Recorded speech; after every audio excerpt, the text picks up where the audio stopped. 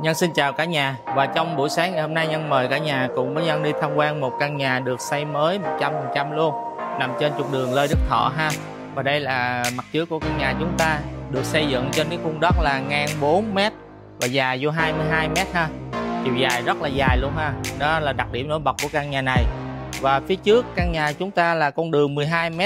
Đó, như mọi người thấy đó, xe hơi đậu rất là rộng rãi luôn. Đó. Nhà thì có hướng là đông nam và được xây dựng là gồm có một trệt, một lửng và 4 tầng lầu, 6 phòng, trong đó có 5 phòng ngủ nha mọi người.